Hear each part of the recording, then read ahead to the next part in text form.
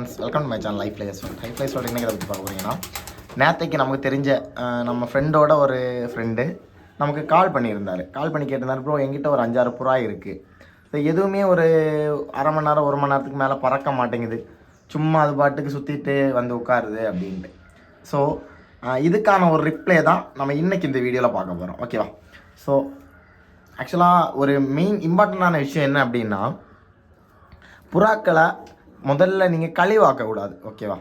இந்த பறவை புறாக்களை பொறுத்த வரைக்கும் நீங்கள் கழிவு மாதிரி வெளியே விட்டு, அந்த ப்ரீடிங் புறாக்கள் பிரச்சனை கிடையாது. அந்த பறக்க புறாவில் நீங்கள் சும்மா கழிவு மாதிரி விட்டு ஃபுட்டெல்லாம் கொடுத்து அதை ஒரு ராவல் ஃபார்மேட்டில், அதாவது நார்மல் புறா ஃபார்மேட்டில் ஆக்கிட்டீங்க அப்படின்னா அது எப்படி பறக்கும், அதோட மைண்ட் செட்டு டோட்டலாகவே சேஞ்ச் ஆகிரும். ஸோ மோஸ்ட்லி நீங்கள் இந்த பறவை புறாக்களை என்ன பண்ணணும் அப்படின்னா அதுக்கான ஒரு ஃபார்மேட்டில் வச்சு வளர்க்கணும். ஸோ அதுக்கு தான் சொல்கிறது, கேஜெல்லாம் க்ளோஸ் பண்ணி வைக்கணும், ரேக் வேணும். ஸோ இந்த மாதிரி பேசிக்கான திங்ஸ் தேவை. அதனால தான் சொல்கிறது. ஓகேவா? ஸோ இல்லாமல் சும்மா நம்ம நார்மலாக போட்டு பறத்தோம்னா 2 மணி நேரம் 3 மணி நேரம் இப்படி தான் பறக்கும்.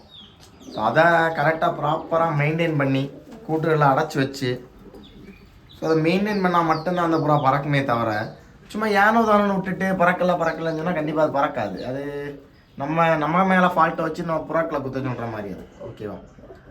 இது ஒரு பேசிக்கான ஒரு விஷயம். ஸோ அந்த புறாக்களை இனி பறக்க வைக்கணும் அப்படின்னா கொஞ்சம் அது கஷ்டம்தான் அது. ஓகேவா? ஸோ அந்த பேர்டை அப்படியே எடுத்து முதல்ல ரிக்கவர் பண்ணணும். அதாவது அந்த பேர்டோட மைண்ட் செட்டை சேஞ்ச் பண்ணணும். அதுக்கு என்ன பண்ணணும் அப்படின்னா, ஃபஸ்ட்டு நீங்கள் ரேக் ரெடி பண்ணிட்டு, இது ஒரு பேசிக்கான விஷயம், மேக்ஸிமம் ரெடி ஆகிடும். அந்த புறாக்களை ஜோடியெல்லாம் பிரித்து மேல் தனியாக ஃபீமேல் தனியாக மாற்றணும். மாற்றினதுக்கு அப்புறம் என்ன பண்ணணும் அப்படின்னா, அந்த புறாக்களை ரெக்கை வெட்டி விடணும். அதாவது ரெக்கையெல்லாம் உருவி விட்டு புதிய ரெக்கை கொடுக்கணும். ஸோ அந்த ரீரெக்கை கொடுத்ததுக்கு அப்புறம் அந்த புறாக்களை நம்ம கொஞ்சம் கொஞ்சமாக மெயின்டைன் பண்ணி அதுக்கான ஃபுட் ஷெடியூலை கொண்டு வந்து, அதுக்கான ப்ராப்பர் ஃபுட் ஷெடியூல் என்ன அப்படின்ட்டு உங்களுக்கே தெரியும். ஊசி கம்பு, கேழ்வரகு இந்த மாதிரி கொடுத்து, அந்த புறா கொழுப்பு தான் இருந்ததுன்னா அந்த கொழுப்பெல்லாம் கரையிற மாதிரி இது பண்ணிவிட்டு கொஞ்சம் கொஞ்சமாக அந்த புறாவை நல்ல நீட்டாக மெயின்டைன் பண்ணி அதோட விங்ஸ் எல்லாமே நல்லா ரெடி ஆனதுக்கு அப்புறம் அந்த புறாவை காய்ச்சல் போடணும். புரியுதா? அந்த புறாவை ஒரு நாள் டு ஒரு நாள் நல்லா தண்ணியில் முக்கி காய்ச்சல் போட்டதுக்கு அப்புறம் அந்த புறாவை நீங்கள் பறத்துனீங்க அப்படின்னா அந்த புறாக்கள் பறக்கிறதுக்கு ஒரு 80 to 90% சான்ஸ் இருக்குது. ஓகேவா? ஸோ எல்லாமே நீங்கள் அந்த புறாவை கழிவாக்கிட்டு அந்த புறாவை திரும்ப பறக்கலன்னு சொல்கிறது அது அந்த புறாவோட மேலே ஃபால்ட்டு கிடையாது, நம்மளோட மேலே ஃபால்ட். ஓகேவா? அண்ட் இது ஒரு இம்பார்ட்டண்ட்டான ஒரு விஷயம். ஸோ இதை நீங்கள் 100% ஃபாலோ பண்ணால் மட்டும்தான் இந்த கழிவாக கிடக்க புறாக்களை ஓரளவுக்கு ரெடி பண்ண முடியும். அதுக்கப்புறம் இன்னொரு விஷயம் என்னென்னா, அந்த புறாவோட அந்த பிரதர் கொஞ்சம் ஃபோட்டோஸ் வீடியோஸ் சென்ட் பண்ணார். அதில் ரொம்ப விசேஷமான புறாக்கள் எதுவுமே கிடையாது, எல்லாமே ஓரளவுக்கு ஆவரேஜான பேர்ட்ஸ் தான். ஸோ அந்த ஆவரேஜான பேர்ட்ஸ்னால் அந்த ஆவரேஜ் டைம் தான் நம்மளால் ஓட்ட முடியுமே தவிர, ஸோ அதில் இருந்து நம்ம பெரிய டைம் கொண்டு வரது கொஞ்சம் கஷ்டம்தான். ஸோ அந்த ஆவரேஜ் பேர்ட்ஸ் வச்சுருக்கிறப்ப நம்ம ஆவரேஜ் டைம் தான் எதிர்பார்க்க முடியும். ஸோ மேபி அந்த புறாக்கள் நீங்கள் கரெக்டாக ட்ரெயின் பண்ணி கொண்டு வந்தீங்கன்னா என்னை பொறுத்த வரைக்கும் ஒரு 7-8 மணி நேரம் வரைக்கும் ஓடும். பட் அவர் என்ன சொல்கிறார் அப்படின்னா சுத்தமாக பறக்கலை அப்படின்னு சொன்னார். அந்த சுத்தமாக பறக்காமல் போகிறதுக்கு காரணமே நம்ம தான். ஓகேவா? இந்த ஃபால்ட்டு அவருக்கு மட்டும் கிடையாது, நிறைய பேருக்கு இருக்குது. அண்ட் அடுத்து இன்னொரு கொஸ்டின் என்ன அப்படின்னா, அப்புறம் என்னோடய கேஜ் பார்த்தீங்கன்னா கீழே இருக்குது, அதாவது மொட்டை மாடியில் இல்லை, கீழே இருக்குது. ஸோ கீழே என்னோடய புறாக்களை இறங்கணும் அப்படின்னா என்ன பண்ணுறது அப்படின்ட்டு. ஸோ ஆக்சுவலாக இதுக்கான ஒரு பதில் என்ன அப்படின்னா, ஒரு புறாவை தரையில் இறக்குறதுங்கிறது ரொம்ப சுலபமான விஷயம். சரியா? அந்த சுற்றி மரங்கள் எது நின்னால் கூட நம்ம அந்த வெட்டு காணிக்கிறதுலாம் இருக்குது.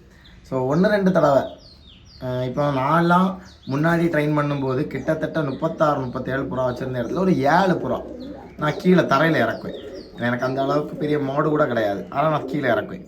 ஸோ அதுக்கான ரீசன் என்னென்னா, அந்த 36-37 புறாயில் நிறைய புறாக்கள் வெட்டி போட்டுட்டேன்.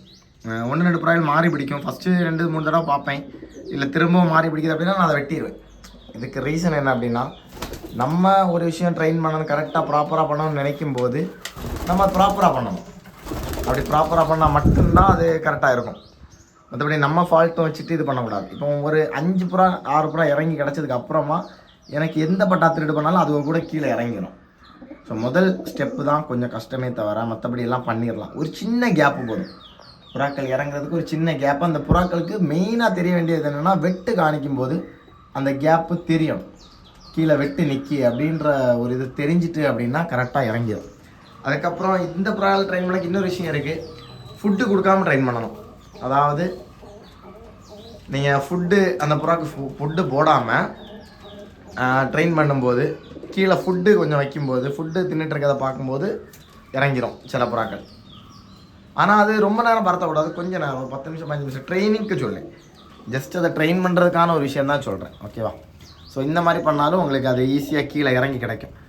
புறாக்களை மாதிரி அறிவான ஒரு பறவைன்னு சொல்லும்போது நல்ல அறிவு, புறாக்களை பொறுத்த வரைக்கும் ரொம்ப ஒரு அறிவான ஒரு பறவை. ஸோ ஒரு வாட்டி 2 வாட்டி அதை நீங்கள் பழக்கிட்டீங்க அப்படின்னா அது காலம் ஃபுல்லாக நீங்கள் சொல்கிற மாதிரியே ட்ரெயினிங் ஆகிடும். ஸோ அந்த மாதிரி நிறைய விஷயங்கள் இருக்குது. ஸோ எடுத்த உடனே எடுத்தம் கவுத்தோன்னு பண்ணுற ஒரு விஷயம் கிடையாது இந்த பறவை புறாக்களை பொறுத்த வரைக்கும். ஸோ இந்த பறவை புறாக்கள் ட்ரெயின் பண்ணுறதுன்றது ஒரு கலைன்னு சொல்லலாம்.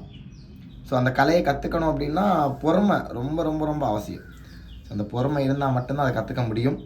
ஸோ இன்றைக்கான வீடியோ இவ்வளோ தான், சரிங்களா? ஸோ 2 டாபிக் நம்ம கவர் பண்ணியிருக்கோம். ஸோ இந்த டாபிக் உங்களுக்கு யூஸ்ஃபுல்லாக இருந்தால் தோணுச்சு அப்படின்னா கண்டிப்பாக ஒரு லைக் பண்ணுங்கள், ஷேர் பண்ணுங்கள், சப்ஸ்கிரைப் பண்ணுங்கள். ஸோ உங்களோட ஒவ்வொரு சப்ஸ்கிரைபரும் எனக்கு ஒரு மோட்டிவேட்டடாக இருக்கும், சரிங்களா? நம்ம அடுத்தடுத்த வீடியோஸ் போடுறதுக்கு கண்டிப்பாக மோட்டிவேஷனாக இருக்கும். தேங்க்ஸ் ஃபார் வாட்சிங். பாய்.